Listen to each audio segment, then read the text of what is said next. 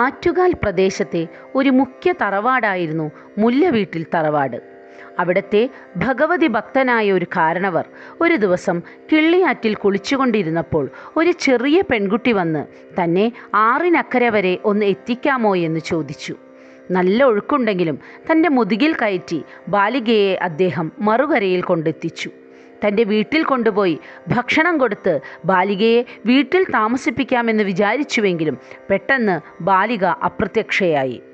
അന്ന് രാത്രിയിൽ ആ ഭക്തൻ കണ്ട സ്വപ്നത്തിൽ സാക്ഷാൽ പ്രപഞ്ചനാഥയായ ഭഗവതി പ്രത്യക്ഷപ്പെട്ട് ഇങ്ങനെ അരുളി: നിന്റെ മുന്നിൽ ബാലികാരൂപത്തിൽ ഞാൻ വന്നപ്പോൾ നീ എന്നെ തിരിച്ചറിഞ്ഞില്ല.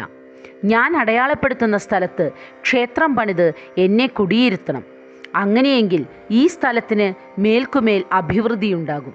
പിറ്റേ ദിവസം രാവിലെ കാവിലെത്തിയ കാരണവർ ശൂലത്താൽ അടയാളപ്പെടുത്തിയ 3 രേഖകൾ കണ്ടു.